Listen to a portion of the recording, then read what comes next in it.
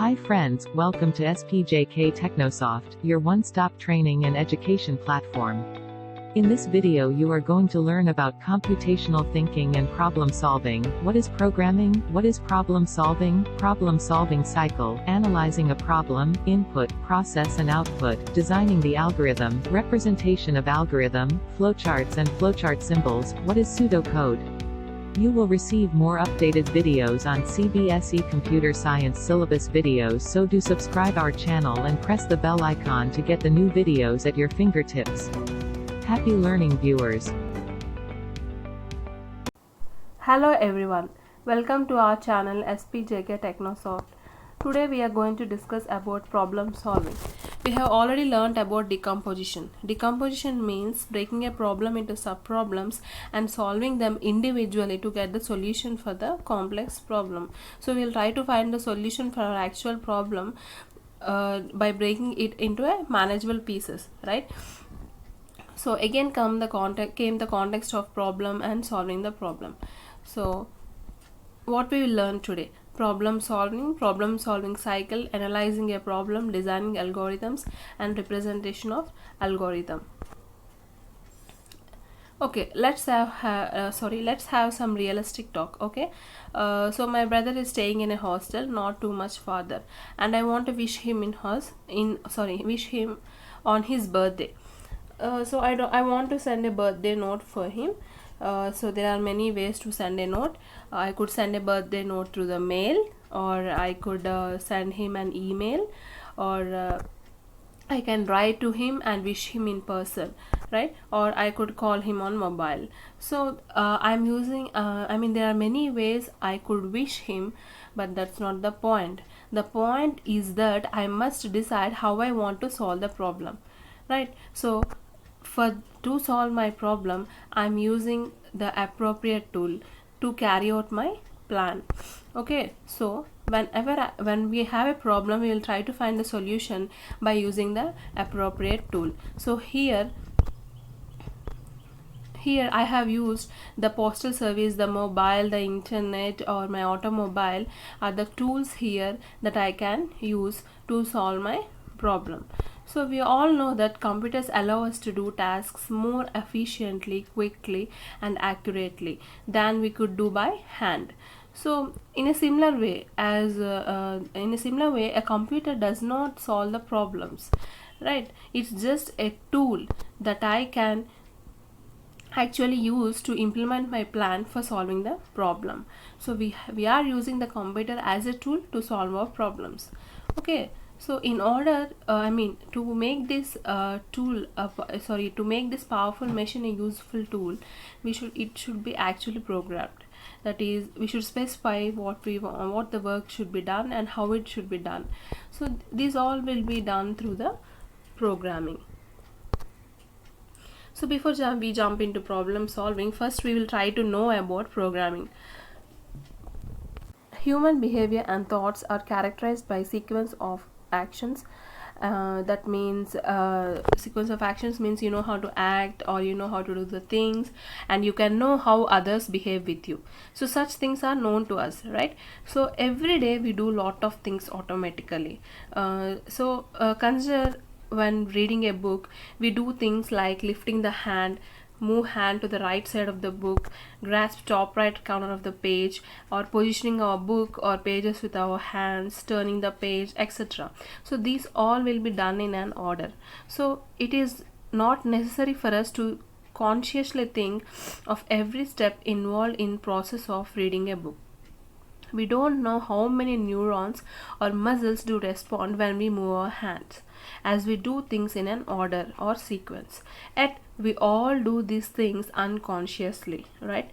So every day we do these lot of things automatically, and much of these things which are done unconsciously are the things which we have learned once, right? So these are the things we actually learned once, and then we are doing it unconsciously by following an sequence of order. Our whole world is based on the order of the things and actions. That means we are actually doing our things and we are acting it accordingly in an order, in a sequential order. Almost every activity or everything we do, we'll do in a sequential order. Okay, so these we are creating this order both consciously with by knowing, or unconsciously without knowing also. So these are all called as some process, and by seeing these pictures you can say what is that process, I think. And that process is nothing but programming. Okay, so through the process called programming, we create order both consciously and unconsciously. So we already know computer is not intelligent.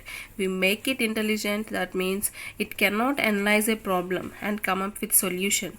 A human who is a programmer must analyze the problem, develop the instructions for solving the problem, and then have the computer carry out the instructions. So the programmer will feed the instructions to the computer to follow, so that the computer can solve a problem with ease and come up with a solution for us. Okay, so these sequence of instructions which are given for the computer to be executed are nothing but known as a program or a computer program. So the instructions which are given, the computer do not understand these instructions written in English, French, etc. That means languages, but they have their own languages that they can understand. That those are nothing but programming languages. So the success of a computer in solving a problem depends on some points. Actually, when the computer is trying to solve a problem, we actually should define the problem properly, and we should design the solution. That means it is called as algorithm, and implement the solution. That means after designing the algorithm, we have to write the program accordingly in a proper way, in a correct way, so the computer can solve the problem and give accurate solution for us.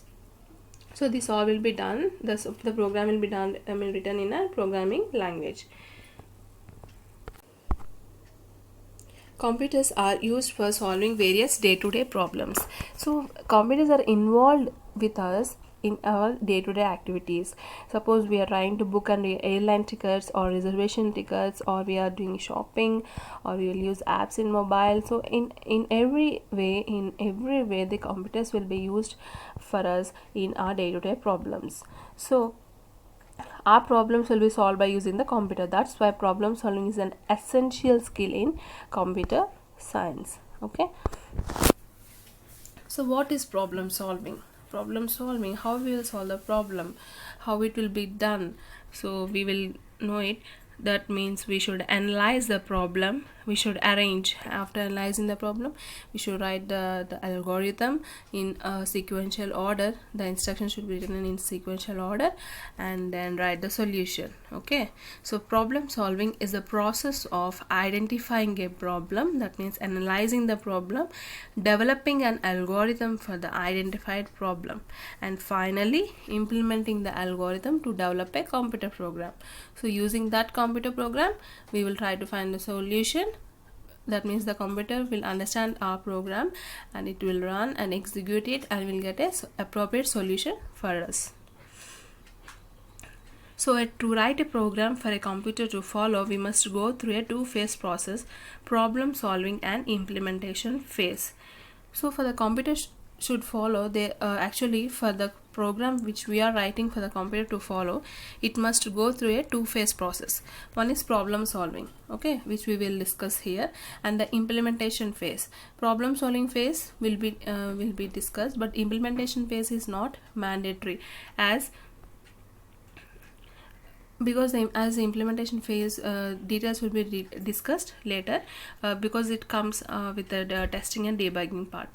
So we'll go look into problem solving cycle. There are 3 steps involved in problem solving cycle: analysis and specification, general solution algorithm, and verify. So we will discuss what are these. So in analysis and specification, we should understand the problem and what the solution must do. Next, developing an algorithm. After analyzing the problem, we should specify the required data types and the logical sequence of steps that solve the problem. Next, after developing the algorithm, we should follow the steps exactly to see if the solution does really solve the problem.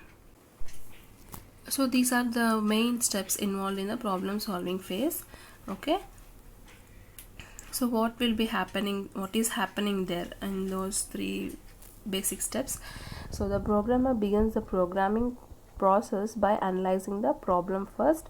So he should analyze the problem, define the problem correctly by breaking into manageable pieces, means breaking it into sub problems, and will develop the solution individually for each piece, which is called as an algorithm. So we analyze the problem, understand the problem, and we should define an algorithm for it. Next, the solutions to the pieces are collected together to form a program that solves the original problem. So for the sub pieces, for the sub problems, we are trying to find the solution. So for that, those solutions are collected together to form a program which actually solves our original problem. So after developing the solution, the programmer tests the algorithm, walking through each step manually. That means after developing the program, he should actually go through every step manually and check whether it is correct or not. To verify, we have to take different input values and go through all the steps of the algorithms. Not only taking a single value, but multiple different values should be taken and should be verified by going through all the steps in the algorithm. So we should check whether our desired output came. If the desired output didn't came, and we should again repeat the process. See here. So first, when we'll analyze the problem, we'll develop the algorithm. That means writing sequential steps of instructions. Then we will verify that algorithm by giving different values, and if the desired output didn't came, again we should go through the analysis and specification phase. That means we should analyze the problem again, and we should develop an algorithm which improved needs. Okay, so these are the steps, mainly the basic steps involved in problem solving. Okay, so next we will know more about analyzing a problem. So in analyzing the problem, the programmer begins the programming process by analyzing the problem, breaking it into manageable pieces. We already read before. So it is important to clearly understand a problem before we begin to find a solution for it. That means what is the problem and how we should find a solution, or we should actually clearly understand about the problem. We have to clearly understand the problem before we begin to find a solution for it. If we were not clear what is our problem which is to be solved, we may end up developing the program which is not serving our purpose.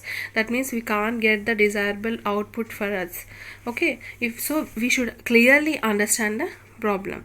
Next, by analyzing a problem, we would be able to figure out what are the inputs that our program should accept and the outputs that it should produce. So when analyzing the problem, we will know what are the inputs to be given and what will be the output which will be come. Okay, so we will consider the simple example. So to know how the input, what will be the input, how will be the output be taken, or what is the process involved in any problem. So simple problem means calculate the average grade for all students in a class. So we are trying to find the grade for all the students, average grade. So here what will be the input? We should get the grades, right? All students grades should be known. We can do by entering via keyboard. We can enter them through keyboard, and we will prepare the data, or we can read them directly by the USB. If the data is already prepared and sent, then we can read it through USB drive or hard disk. Okay, so after getting the grades, what we should do? We should add them and we should compute the average of all the grades, right? So that is the process here. And next, what will be the output? Output means the result of the total, the average will be the result here. That will be displayed to the monitor to us, or directly we will print it, or we will save it on a drive or some another device. Okay, so these are the different these are the steps involved when trying to know the input, output and process. So by dividing like this, by knowing these, the problem will be easily solved by simply getting the input and compute something and producing the output. So when analyzing a problem, we should know few things. What are those things? What information is available? What does the information represent, and which format is it in? Whether it is an it is in a file, or it is directly we should enter the data or something sort of like that, or any data is missing or not.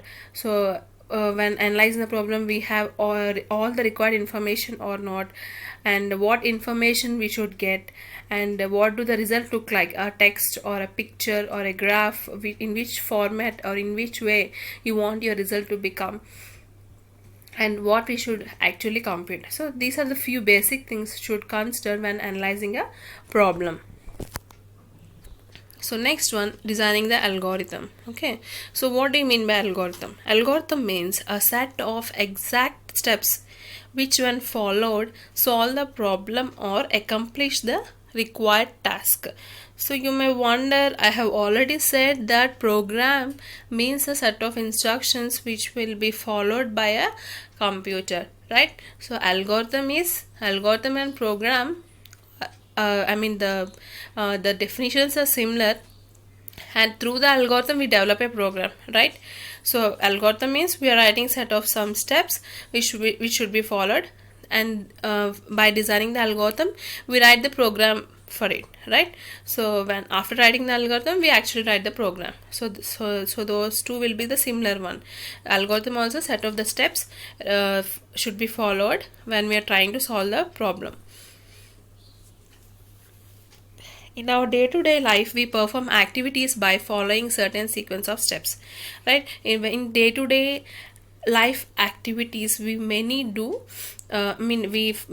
follow the sequential order, like getting ready for school, making breakfast, riding a cycle, wearing a tie, something similarly. So every task will have some sequential steps. So we consider some activity like riding a bicycle. So what will be the steps? Remove the bicycle from the stand, sit on the seat of the bicycle, start pedaling, use brakes whenever needed, and stop on reaching the destinations. So right, these are the basic steps, sequential steps we follow. We will go in this particular order only when riding a bicycle. So that's why this is also called as an algorithm. As algorithm means a set of steps to solve a problem. So we are solving a problem by following a sequential order of steps. So I can say I am also following an algorithm. So we are discussing the concept of problem solving. So I can directly jump into problem solving without discussing anything like about programming, program or etc. Right?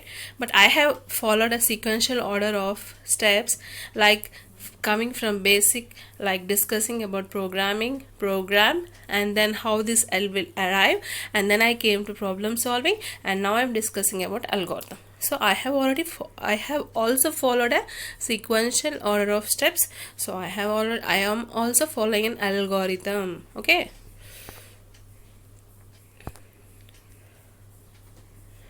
That is the previously we had discussed about the day-to-day activity. So let us now find the GCD, greatest common divisor of two numbers 45 and 56. So in the step 1 we actually find the divisors. Those will divide the numbers. So those two are the divisors of 45 and divisors of 54.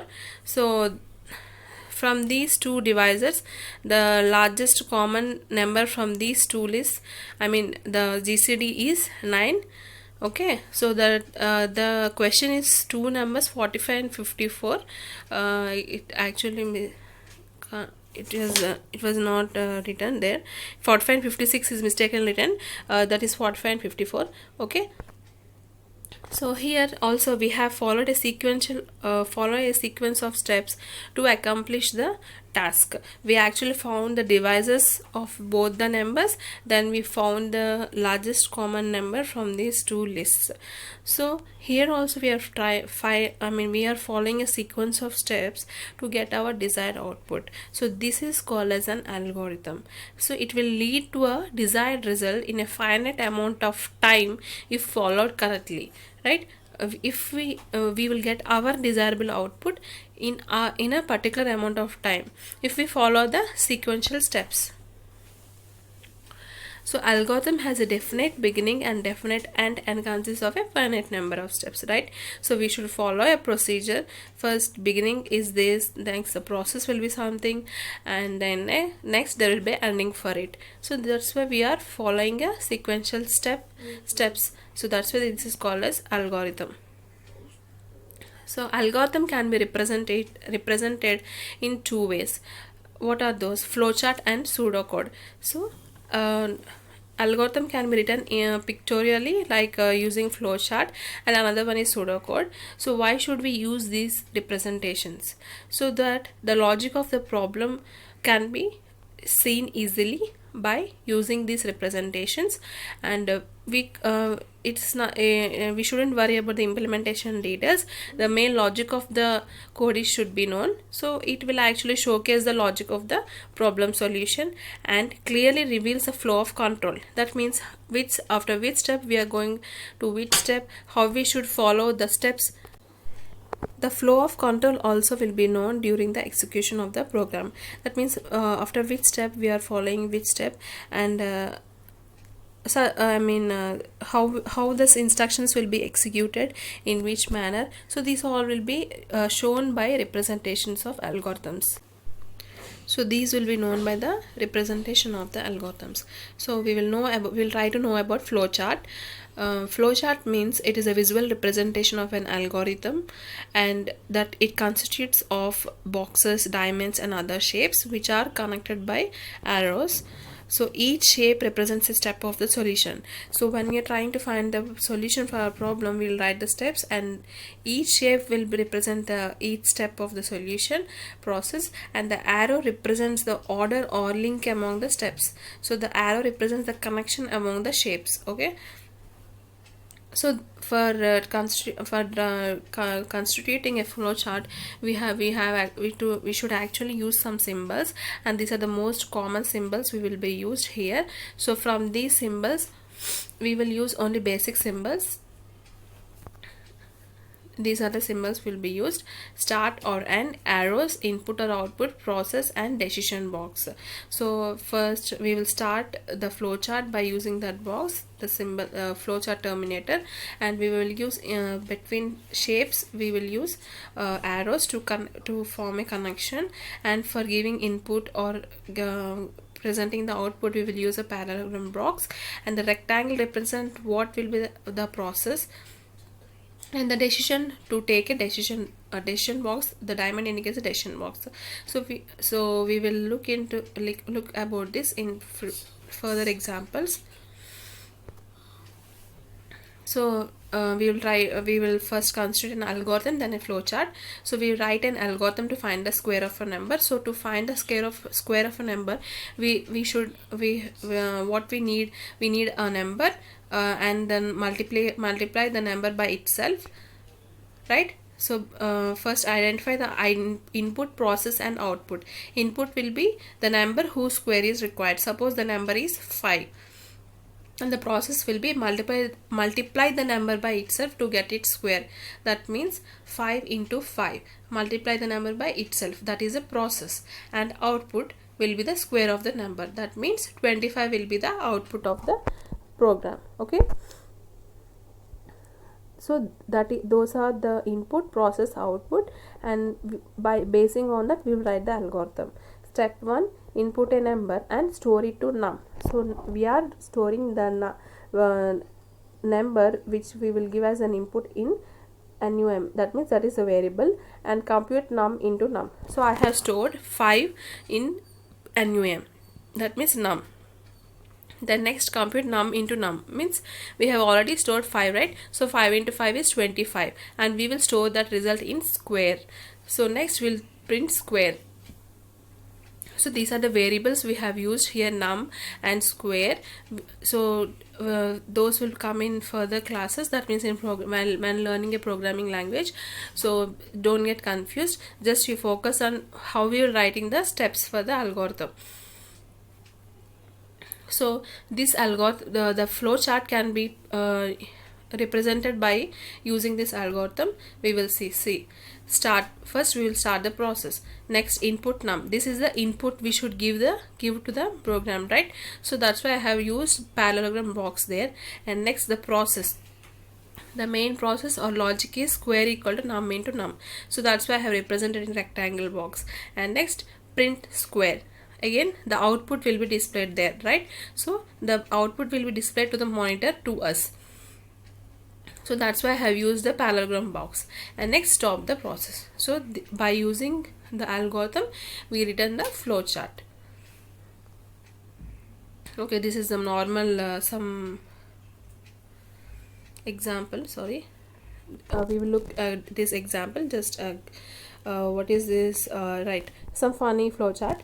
I should cook more. Okay, the process started there. Buy ingredients, put some in a pan, cook. Does it taste good? That means there's actually we are trying to cook something. So first we should buy ingredients, then put in a pan and cook. Does it, after cooking over, does it taste good? So this is a diamond decision box. If it is no, if it doesn't taste good, put leftovers in the fridge. Okay, kinda means if it tastes good, also put leftovers in the fridge. And after hours pass, what we are doing is order pizza, and days pass, throw away leftovers. Weeks pass, throw away remaining ingredients as they go bad. Months pass, again I am trying to cook something. Okay, some funny flowchart, but here also, so in everyday 2-day activities also we will use algorithms, flowcharts. Okay, so this one, when we are trying to cook something, we are following some flowchart process. Next, pseudocode. So what is pseudocode? A pseudocode, pronounced as pseudocode, is another way of representing an algorithm. It is considered as a non-formal language that helps programmers to write algorithm. This pseudocode doesn't follow any syntax to write a program. Okay, it is a detailed description of instructions that a computer must follow in a particular order. It is intended for human reading and cannot be executed directly by the computer. Computer cannot execute directly these instructions, but only for our purpose. We can understand those instructions in an easy way. Pseudocode will be written in simple phrases of English. Okay, the implementation will be in English phrases. So the instructions will be written in the phrase form. So some projects may use this pseudocode for design, others may use flowcharts, and some use pseudocode and flowcharts for their projects.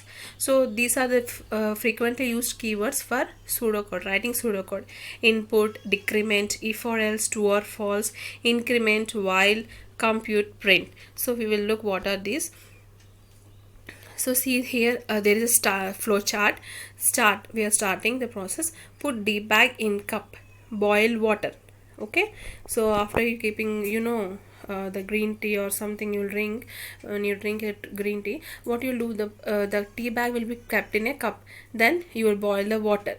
If next, water boiled or not, we will checking, we are trying to take a decision there. So if it is not boiled, we'll go again to the previous step and boil water. If it is boiled, pour water in a cup.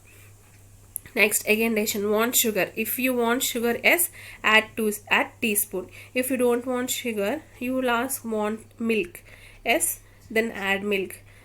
And next, if you don't want milk, need to stir, yes. If you okay, we will go like this. If you want sugar, yes, then you'll add a teaspoon. And if you don't want sugar, you'll ask you want milk. If you want milk, then S. If it is an S, add milk. Okay, then stir. If you don't want milk, you directly stir the water and tea bag. Okay, and then finish. So these are the steps followed while keeping drinking tea. Okay, so for this the pseudocode will be written like this: program make tea. So that is a program name. Here we are making a tea. Put tea bag in a cup. So the words which were kept in capital letters are the pseudocode words. While water not boiled, boil water and while. So you're ending the loop there. So until the water will boil, you will continue that. Pour water in cup. Next, while sugar needed, add sugar and end while milk needed, add milk and while need to stir tea and while serve and finish. So these are the pseudocode words which are very they are clearly understood when we read that, right? Those are the simple English phrases used here. They do not follow any syntax. It's just for us to understand easily while writing the program. So we will write an algorithm to display the sum of two numbers using both pseudocode and flowchart. So what will be the input and the pseudocode? We will write here input num1. So to find the sum of two numbers, we need two numbers, right? So input num1 and first number, and input num2 second number. Compute, you're computing the result equal to num1 plus num2, print result. So these are the four steps, and we have written in a human understandable way of instructions. It is not any programming language, it's just an English language. Next, flowchart to display sum of two numbers. Starting the process and read num1 comma num2. So that is a parallelogram box used for input. Two numbers are read. Next, result equal to num1 plus num2. That is a process here, right? And the output will be printed like print result. So I have used a parallelogram box again.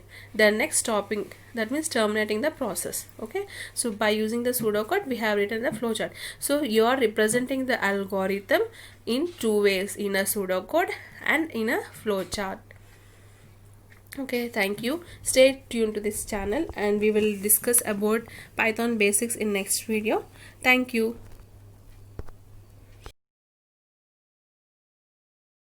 Thank you viewers for your time. Don't forget to subscribe our channel and press the bell icon to get latest trending technology and academic related videos.